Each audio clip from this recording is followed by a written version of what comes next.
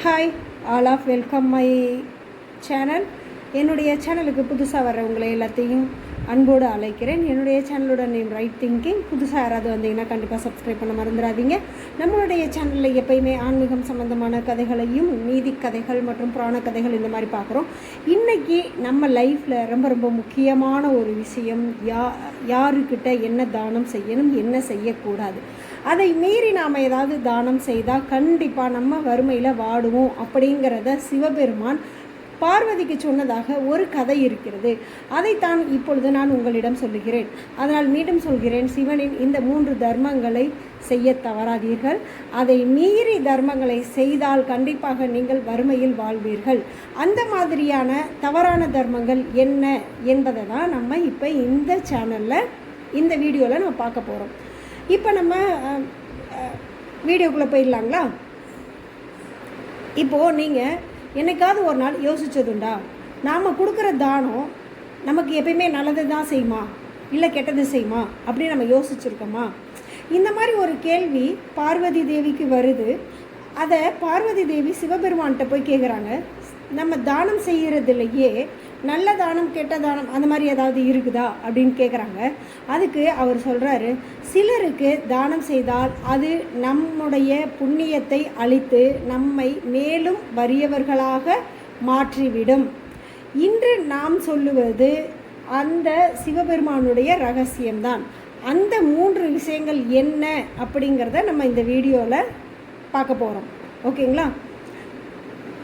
ஒரு நாள் காசியில் சிவபெருமான் உட்கார்ந்துட்டுருக்காரு.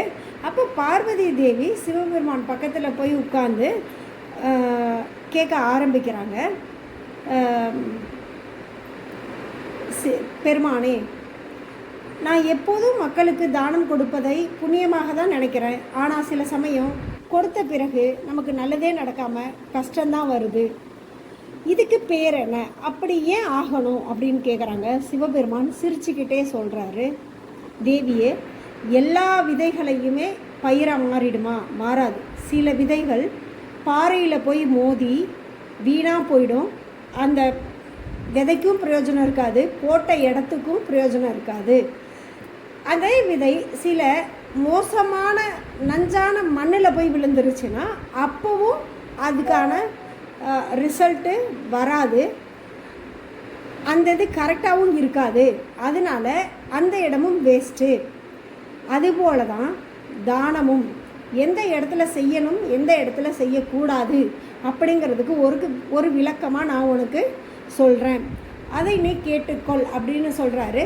பார்வதி தேவி வணங்கி கேட்டுக்கிறாங்க, சொல்லுங்க அப்படின்னு. முதல் விஷயம், அநியாயமாக வாழ்பவர்கள். ஒருத்தன் திருட்டுத்தனம் பண்ணி மோசடி பண்ணி வஞ்சகம் பண்ணி தான் கூட பிறந்தவங்களையோ இல்லை பழகினவங்களையோ ஏமாற்றி சொத்தை திருடுறது, இந்த மாதிரி எல்லாத்தையும் திருட்டு வேலை மோசடி வேலை எல்லாத்தையும் பண்ணி அவன் கொடுக்குற தானத்தை யாரெல்லாம் வாங்குறாங்களோ அது அவனுடைய தவறுக்கு துணையாக போய் முடியும். அந்த மாதிரி புண்ணியம் உன்னிடமிருந்து பிரிந்து அது பாவமாக பெருகி கொண்டே போகும் அப்படின்னு சொல்கிறார். இதுக்கு ஒரு விளக்கம் என்னன்னா, ஒரு கிராமத்தில் கண்ணன் ஒரு விவசாயி இருந்தார். ஒரு நாள் அவர் வஞ்சகமாக, அதாவது மோசமான வழியில் வியாபாரம் பண்ணி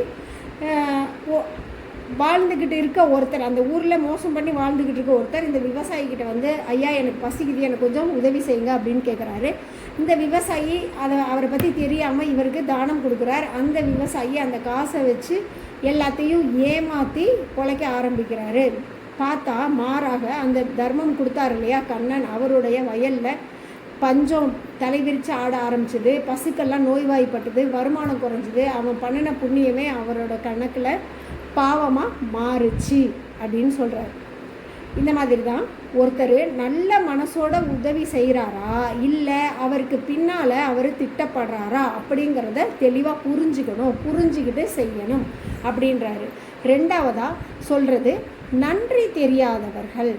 இப்போது இந்த நன்றி தெரியாதவங்கக்கிட்ட போய் நீங்கள் நன்றி உணர்ச்சி இல்லாதவங்களுக்கு தானம் கொடுத்தாலும் அது எதுக்கு சமம்னு சிவபெருமான் சொல்கிறாருன்னா, அது கல்லின் மேல் போட்ட விதை மாதிரி.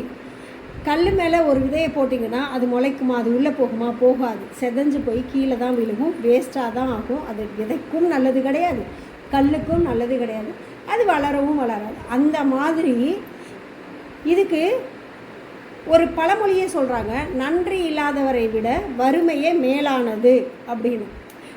நன்றி இல்லாதவர்கிட்ட போய் நம்ம அதை வாங்கி சாப்பிட்றத விட அன்றைக்கி பசியோடு படுத்து எழுந்திரிச்சிடலாம், அது எவ்வளவோ மேல் அப்படின்ற மாதிரி சிவபெருமான் சொல்கிறார். ஏன்னா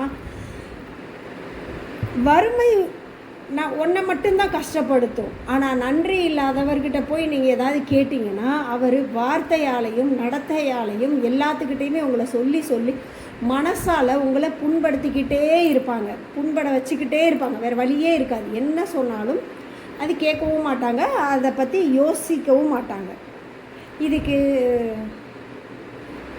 எக்ஸாம்பிள் என்னென்னா, நம்ம ஏதாவது ஒரு கஷ்டத்தில் இருக்கோம், எனக்கு இன்றைக்கி சாப்பாட்டுக்கு வழி இல்லை, யாராவது ஹெல்ப் பண்ணுங்கள் அப்படின்னு நம்ம போய் கேட்டு அந்த தானம் வாங்கிட்டு வந்து நம்ம சாப்பிட்டாலும் அவர் 4 பேர்கிட்ட போய் இவன் இவ்வளோ அசிங்கமாக என்கிட்ட கேட்டான், வேறு வழியே இல்லாமல் நான் கொடுத்ததுனால தான் அவன் வாழ்கிறான் அப்படிங்கிற மாதிரி பின்னாடி திட்டிக்கிட்டு அதை செஞ்சுருந்தாங்கன்னா அந்த பணத்தையும் வாங்கி இவங்க சாப்பிட்றாங்க அப்படின்ற நிலைமை வந்தால் அதுவும் பாவக்கணக்கில் தான் சேரும், தர்ம கணக்கில் சேரவே சேராது. மனம் உடைந்து ஒரு பொருளை நம்ம யாருக்காவது கொடுத்துட்டோம், இல்லை அவங்களுக்கு ஏதாவது தானம் செய்துட்டோம் அப்படின்னு சொன்னோம்னா அதை பற்றி திருப்பி நம்ம பேசவே கூடாது. அதை மீறி நம்ம பேசுகிறோம். அந்த தீய வழியில் சம்பாதித்த பணத்தையும் ஒருவர் தானம் செய்தால் அதுவும் அவரை மிகப்பெரிய தீமையான விஷயத்தில் தான் கொண்டு போய் சேர்க்குமே தவிர ஒரு நாளும் புண்ணிய கணக்கில் சேராது. இந்த மாதிரி தன்னுடைய நிலை அறியாமல் கெட்டவர்களுக்கு நாம் தானம் செய்தாலும் செய்த தானத்தை மற்றவர்களிடம் சொல்லுபவர்களிடம் தானம் பெற்றாலும் தீய வழியில் மது பழக்கம், விபச்சாரம், தேவையில்லாத தீய வழியில் சம்பாதிக்கிறவங்க கிட்டையும் சூதாட்டத்துலையும் இந்த மாதிரி சம்பாரிச்சிட்டு வர்றவங்க கிட்டையும் நீங்கள் தானம் வாங்கினீங்கன்னா கண்டிப்பாக உங்களுடைய பாவம் தான் ஏறும் அப்படின்னு சிவபெருமான் சொல்கிறாரு.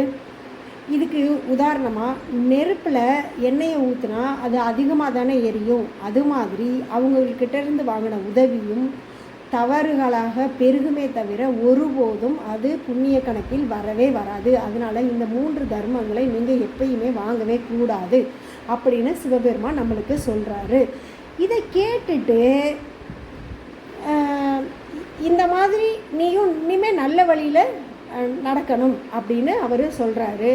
பார்வதி தேவி அமைதியாக கேட்டுக்கொண்டிருந்துவிட்டு சிவனிடம் கேட்டார், அப்படி என்றால் யாருக்கு தானம் கொடுக்க வேண்டும் என்பதையும் நீங்களே சொல்லிவிடுங்கள் சுவாமி என்று கேட்கிறார். சிவன், நான் அப்படியே சொல்லுகிறேன் அப்படின்னு சிவன் சொல்கிறாரு. சத்தியவானுக்கு, உண்மையை பேசுகிறவனுக்கு, உழைப்பாளிகளுக்கு, அவர்களுடைய வாழ்க்கையில் முன்னேற வேண்டும் என்று நினைத்து ஒவ்வொரு மணி நேரத்தையும் உழைப்பவர்களுக்கு, உண்மையிலேயே துன்பத்தில் இருப்பவர்கள், தனக்கு உண்மையிலேயே துன்பம் இருக்கிறது, யாரிடம் என்ன கேட்பது என்று தெரியாமல் இருப்பவர்களுக்கு சென்று நீங்கள் உதவி செய்வீர்களே, ஆனால் அது உங்களுக்கு புண்ணிய கணக்கில் சேரும். மேலும் ஆன்மீக தேடலில் இருப்பவர்களுக்கு தேடி சென்று நீ தானம் கொடு, அவர்கள் வாழ்க்கையும் வளரும், உன்னுடைய புண்ணியமும் பெருகும் என்று சொல்லுகிறார். நண்பர்களே, இதிலிருந்து நாம் என்ன தெரிந்து கொள்ள வேண்டும் என்பது, தானம் என்பது தங்கம் போல, அது சரியான கைகளில் கொடுத்தால் அது ஒளிர் வீசுவது போல நம்முடைய வாழ்க்கையும் ஒளி வீசும். தவறுதலாக வேறு இடத்தில் சென்றால் அதற்கு மதிப்பும் இழந்துவிடும், அதுடைய தன்மையே மாறிவிடும். அதனால் நீங்கள் உங்கள் புண்ணியத்தை நிலைத்து நிற்க வறுமையில் உள்ளவர்களுக்கு மட்டும் செய்யுங்கள். இதைத்தான் சிவபெருமான் சொல்லுகிறார். இந்த 3 விஷயங்களை இனிமேல் நீங்கள் தப்பி தவறி கூட செய்ய மாட்டீங்கன்னு நான் நம்புகிறேன். இந்த மாதிரி நீங்கள் இனிமேல் முயற்சி செய்யுங்க. தானம் செய்வதில் 3 தானத்தை மட்டும் செய்யுங்க, 3 தானத்தை செய்யக்கூடாது. இதை விரிவாக சொல்லியிருக்கிறார். மறந்தும் இதை செய்து விடாதீர்கள். இந்த இது உங்களுக்கு பிடிச்சிருந்தா என்னுடைய சேனலை சப்ஸ்கிரைப் பண்ணுங்கள், லைக் பண்ணுங்கள், ஷேர் பண்ணுங்கள், கமெண்ட் பண்ணுங்கள். முக்கியமாக புதுசாக யாராவது என்னுடைய சேனலை பார்க்குறீங்க, என்னோடய வீடியோவை இப்போ தான் பார்க்குறீங்க அப்படின்னா கண்டிப்பாக என்னுடைய சேனலை சப்ஸ்கிரைப் பண்ண மறந்துடாதீங்க. இதில் உங்களுக்கு ஏதாவது கருத்துக்கள் இருந்தால் கண்டிப்பாக எனக்கு கமெண்ட்டில் சொல்லுங்கள். இந்த மாதிரி கதைகள் உங்களுக்கு ரொம்ப பிடிச்சிருக்கு அப்படின்னாலும் எனக்கு கமெண்ட்டில் சொல்லுங்கள். நான் இதே மாதிரி ஆன்மீகம் சம்பந்தமான கதைகளை உங்களுக்கு நான் எடுத்துகிட்டு வந்து சொல்கிறேன். எது செய்யணும் எது செய்யக்கூடாதுங்கிற விளக்கத்தோடு நானும் சொல்லுகிறேன். இப்பொழுது உங்களிடமிருந்து விடைபெறுவது உங்கள் ராஜலக்ஷ்மி. நன்றி, வணக்கம்.